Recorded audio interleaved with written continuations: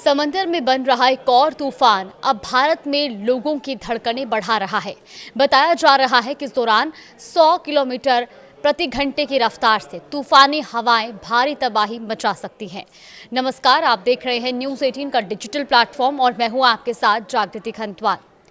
भारत मौसम विज्ञान विभाग यानी कि IMD के अनुसार यहां बंगाल की खाड़ी में बन रहा कम दबाव का क्षेत्र लगातार मजबूत हो रहा है और अगले 48 घंटों में ये एक चक्रवाती तूफान में बदल सकता है। IMD ने इसे लेकर अलर्ट जारी करते हुए बताया कि ये सिस्टम 26 नवंबर के आसपास चक्रवात सेन्यार यानी कि साइक्लोन सेन्यार का रूप ले सकता है और इसके असर से ओडिशा के तटीय इलाकों में 25 से 27 नवंबर के बीच बारिश की संभावना है। IMD की तरफ से जारी ताज़ा अपडेट के मुताबिक फिलहाल ये सिस्टम मलक्का, जलडमरू मध्य और दक्षिण अंडमान सागर के आसपास सक्रिय है और धीरे धीरे दक्षिण पूर्व बंगाल की खाड़ी की ओर बढ़ रहा है। ये सिस्टम अभी मुख्य भूमि से लगभग 1000 किलोमीटर दूर है, इसीलिए इसके सटीक रूट और असर के बारे में साफ जानकारी मिलने में थोड़ा और समय लग सकता है।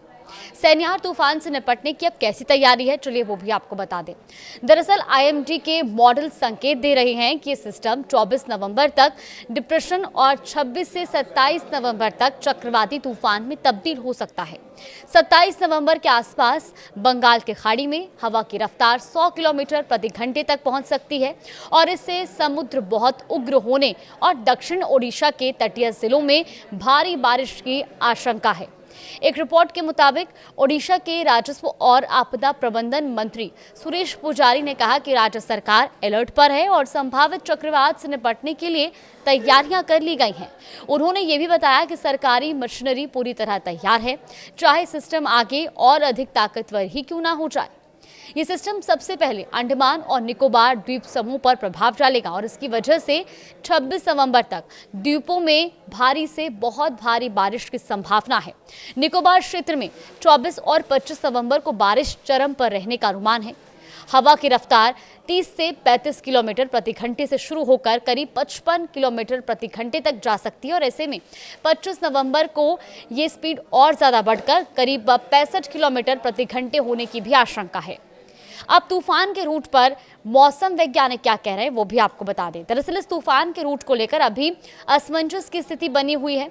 मौसम वैज्ञानिक ये आकलन कर रहे हैं कि 26 नवंबर के बाद ये तूफान तमिलनाडु, आंध्र प्रदेश तट की ओर बढ़ेगा या उत्तर की ओर मुड़कर ओडिशा, बांग्लादेश की दिशा लेगा। फिलहाल लोगों को नियमित मौसम अपडेट पर नजर रखने की भी सलाह दी गई है। IMD ने ताज़ा अलर्ट में मछुआरों को 25 नवंबर तक अंडमान सागर और दक्षिण पश्चिम बंगाल की खाड़ी में समुद्र में न जाने की सलाह दी है। दक्षिण पूर्व बंगाल की खाड़ी के लिए ये चेतावनी 28 नवंबर तक जारी रहेगी। समुद्री इलाकों और निचले तटीय क्षेत्रों में स्थानीय प्रशासन निगरानी बढ़ा चुका है।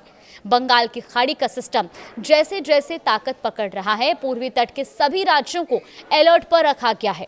मौसम विभाग ने यह भी कहा है कि अगले 48 घंटों में स्थिति और स्पष्ट होगी और उसके बाद संभावित चक्रवात मार्ग और प्रभाव पर विस्तृत चेतावनी और जानकारियां भी जारी कर दी जाएंगी।